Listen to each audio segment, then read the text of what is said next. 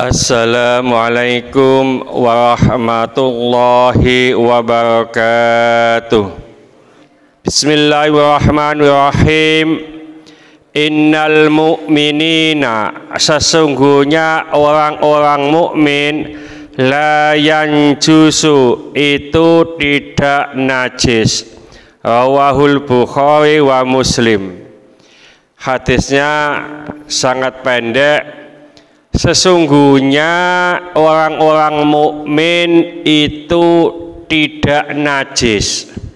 Loh, ngono kadang-kadang tuh kalau ada sesama kita nggak suka, Pak, nggak senang, ngono ku dijak ngomong, dijak salaman. Orang sing ngomong, moh gak salaman, najis. Ya, orang mukmin itu tidak najis. Oleh karena itu beda dengan orang Yahudi. Orang Yahudi kalau istrinya sedang haid itu tidak boleh makan bersama dengan suaminya. Ya. Tapi kalau orang Muslim tidak. Cuma Ustadz, bagaimana ada kata-kata begini dalam Al-Qur'an itu, bahwa orang non-muslim itu tidak boleh masuk ke kota suci, utamanya Masjidil Haram dan Masjid Nabawi. Ke kota Madinah juga nggak boleh, ke kota Mekah nggak boleh, orang non-muslim. Di situ disebutkan najasun, karena orang non-muslim itu najis. Ya, nah begini.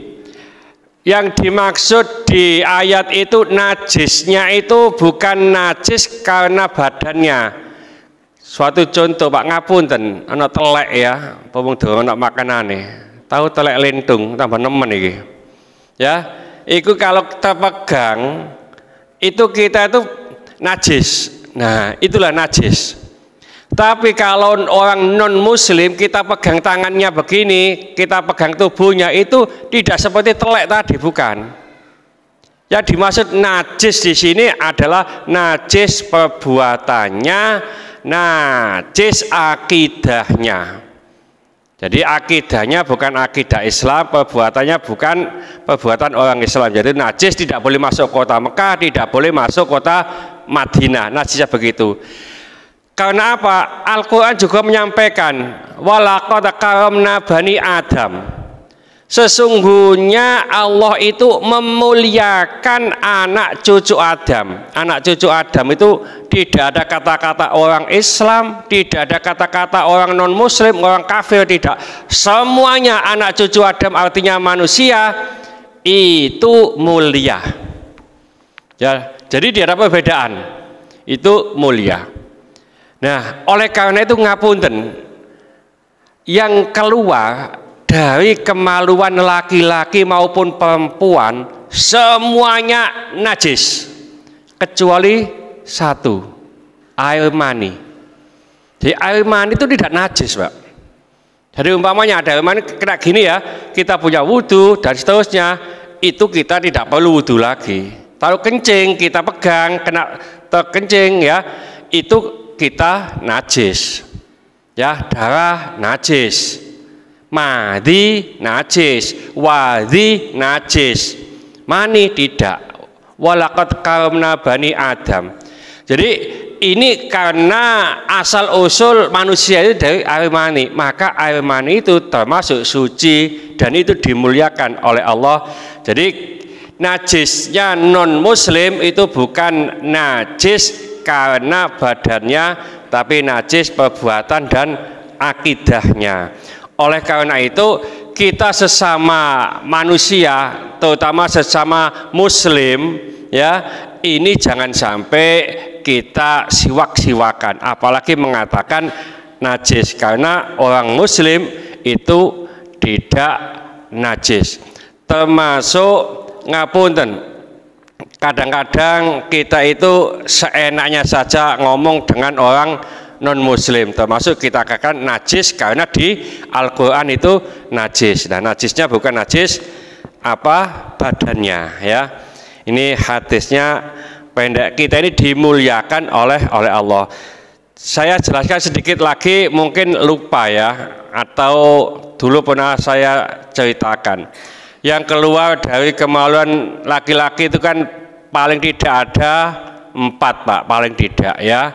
Ada kencing, itu jelas najis ya. Ada madhi, madhi itu bentuknya agak gel bening ya, jadi ketat. Keluarnya ketika laki-laki terangsang, ndelok kucing ayu ngono terangsang, umpamane ana wedhus dijilbabi terangsang, itu keluar madhi. Madhi ini sebagai pelicin dan seterusnya. Ada wadi. Wadi itu bentuknya seperti mani cuma lebih keruh. Ya. Wadi ini najis. Ya. Cuma wadi ini tidak wajib mandi besar, termasuk madi. Keluar madi tadi ya, terangsang kok keluar cairan, itu tidak wajib mandi, tapi itu najis. Ya, nah itu karena di dalam kitab Bulughul Maram itu Sayyidina Ali itu sering keluar madi.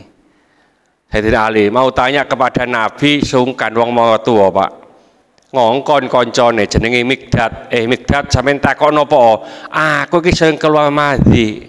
Napa madi itu? Ya, lalu jawab Rasulullah, wudulah, bukan mandi. Wudulah artinya najis tapi tidak wajib mandi, termasuk wadi. Wadi ini keluarnya apabila kita setelah bekerja keras, jadi capek nemen tanpa disadari, terima kasih, itu keluar Pak, kelenjar gitu, bentuknya seperti mani tapi tidak begitu kental, tapi lebih keruh, putih lebih keruh, dan ini adalah wadi. Biasanya keluarnya setelah bekerja keras, capek sekali. Yang ketiga, yang keempat adalah mani. Mani kita sudah paham keluarnya apabila kita mendapatkan kepuasan dan seterusnya. Ini tidak najis tapi wajib mandi. Ya. Nah, terus kadang-kadang ini juga jarang diketahui oleh bapak-bapak. Bahkan ibu-ibu juga kurang paham.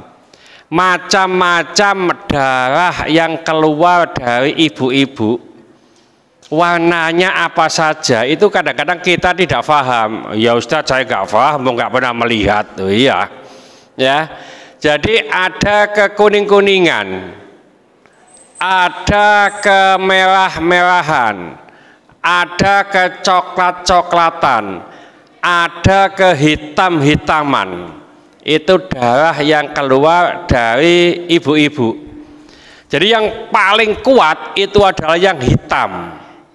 Ya, jadi darah haid itu kalau di dalam hadis itu warnanya hitam. Setelah itu kemerah-merahan nanti, ya, terus coklat, setelah itu kuning. Ibu-ibu kalau, tapi ngomong ibu-ibu kayak ini ya Pak, cuma ngomong ibu-ibu kaget Pak. Ya, di belakang ini sudah ada yang head, nggak tahu kecuali istri saya itu mungkin, ya. Lah ngomong bapak-bapak juga nggak pernah head ya. Jadi kalau sudah kekuning-kuningan itu sudah dianggap suci.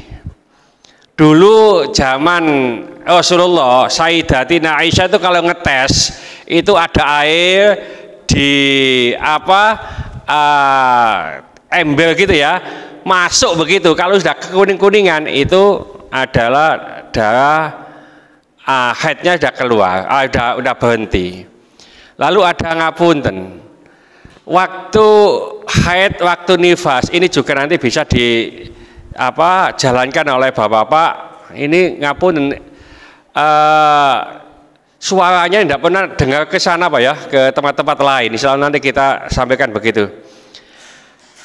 Waktu haid itu paling cepat sehari semalam.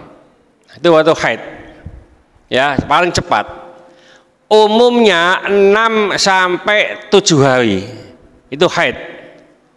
Paling lama 15 hari. Kok ada wanita tanggal 1 keluar darah haid sampai tanggal 15 itu darah haid keluar terus. Kok 16 itu kok masih keluar darah, itu darah istihadah, darah penyakit. Nah ini kalau sudah 16 ke atas ini perlakuannya beda Pak. Bahwa orang yang istihadah atau darah penyakit itu dianggap seperti orang suci. Oleh karena itu ibu-ibu wajib sholat. Ustadz masih keluar darahnya, meskipun masih keluar darahnya, kalau haidnya lebih dari 15 hari itu wajib sholat, wajib puasa Ramadan. Ya, caranya bagaimana? Perlakuan sholatnya agak beda, bukan perlakuan sholatnya, tapi persiapan sholatnya. Ketika waktu masuk, ya, terus adzan, ngapunten, adzan itu bukan tanda masuknya sholat. Sekali lagi saya sampaikan, adzan itu bukan waktunya masuk sholat. Suatu ketika waktu masuknya setengah 12, ini nduk pondok adzannya jam 1 Pak, ya, adzannya jam 1 karena nunggu anak sekolah. Jadi wah adzan berarti ini duhur, ini saat duhur adzan berarti belum duhur, tidak. Ya, nah setelah masuk waktu, ibu-ibu yang istihadah ini cepat-cepat membersihkan, bukan nggak usah mandi, dibersihkan darahnya, tuh disumpel ambek bantal, tapi bantal cilik, ya, supaya nggak keluar darah lagi. Wudhu, sholat. 1 kali wudhu bisa dipakai hanya untuk 1 kali sholat wajib. Boleh dipakai untuk beberapa kali sholat sunnah. Qobliyah, duhur, monggo 4 rakaat. Ya, setelah itu sholat duhur, ba'diyahnya 4 rakaat, monggo. Maca Quran, monggo. Nah, nanti kalau sholat asar sama, dibersihkan lagi, ditutup, wudhu lagi. Tidak boleh wudhu untuk sholat duhur dipakai untuk sholat asar. Ini kalau orang yang istihadah. Nah, Ustadz, nah istri saya ini sampai 2 bulan keluar darah terus. Iki Pak tulis gak kuat nih, apa iki? Nah, gitu loh. Ya, begini. Ini ada 2 pendapat. Apakah ibu-ibu yang mengeluarkan darah istihadah ini boleh melayani bapak-bapaknya? Ya, panjenengan sing tepak iku anu Pak ya, ana serepe ya. Gitu Pak ya. Ada serepe. Ya terus. Jadi iki umane badhe bocor. Kene iki sik ana serepe, pas iki aja ya. Jadi nek biasanya serep tergandengan itu gak siji Pak serep itu Pak ya. Nah itu kan tergandengan sana itu, jadi ya serep gak siji itu. Nah gini, kalau umpamanya mengeluarkan darah, pertama ulama itu tetap mengharamkan, tidak boleh berhubungan dengan istri yang mengeluarkan darah istihadah. Kenapa? Itu karena darah penyakit. Ada ulama yang kedua memperbolehkan. Kenapa? Karena orang yang keluar darah istihadah tadi itu dianggap orang suci, karena wajib sholat, wajib puasa Ramadan. Nah, ada ulama yang tengah-tengah. Nek bapak-bapak kuat, ya nggak usah gawe bojone dhisik. Nek gak kuat, nggak masalah. Nah itu jadi artinya nek umpamanya daripada engkau dicepitno lawang dan seterusnya, ya lebih bagus dipakai istrinya, ndak apa-apa. Ya meskipun itu keluar darah, cuma darah istihadah. Mudah-mudahan sedikit ini dibarengi hidayah oleh Allah Subhanahu wa taala. Mudah-mudahan segala hajat kita dikabulkan Allah, segala kesulitan kita dibantu oleh Allah. Mudah-mudahan anak-anak kita menjadi anak soleh soleha, taat kepada Allah, patuh dan nurut kepada kedua orang tua. Jangan kasih keturunan, mudah-mudahan Allah keturunan yang soleh soleha. Jangan kasih jodoh, mudah-mudahan memberikan jodoh yang soleh soleha. Mudah-mudahan di antara kita, keluarga kita, handai tolan kita, tetangga kita yang saat ini sedang sakit, baik di rumah sakit maupun di kediaman, mudah-mudahan Allah cepat mengangkat penyakitnya, menyembuhkan penyakitnya, dan mudah-mudahan Allah memberikan kesabaran kepada yang sakit, dan dengan kesabaran ini mudah-mudahan Allah mengangkat seluruh dosa-dosanya, dan mudah-mudahan Allah mengampuni dosa-dosanya orang yang mendolimi kita. Al-Fatihah. Bismillahirrahmanirrahim. Al-asri innal insana lafi khusrin illa alladziina aamanu wa 'amilus solihati wa tawassaw bil haqqi wa tawassaw bis sabr. Subhanakallahumma wa bihamdika asyhadu an la ilaha illa anta astaghfiruka wa atubu ilaik. Assalamualaikum warahmatullahi wabarakatuh.